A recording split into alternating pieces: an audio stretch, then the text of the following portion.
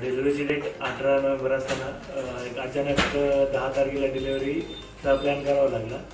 अशावेळी डॉक्टर कविता सांडभट त्यांनी आपलं धनश्री हॉस्पिटल मोशी यांचा रेफरन्स दिला आणि इथे कांचन मॅडम त्यावेळी अवेलेबल होत्या आणि रात्री 1:30 वाजता आम्ही इथे आलो आणि 2:30 वाजता डिलिव्हरी झाली.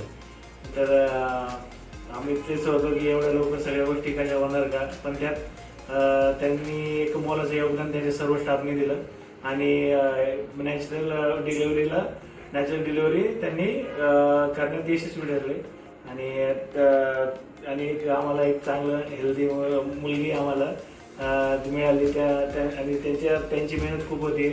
त्यानंतर इतर दिवशी जेवण असेल किंवा क्लिनिंग असेल तर ह्या खूप गोष्टी चांगल्या इथे अनुभवायला मिळाल्या.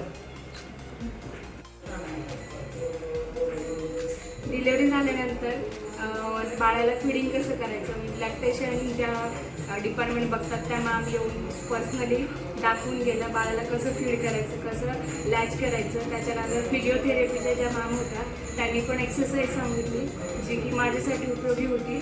आणि बाकीचा जो स्टाफ आहे तो खूप सपोर्टिव्ह, काइंड आणि कोऑपरेटिव्ह आहे.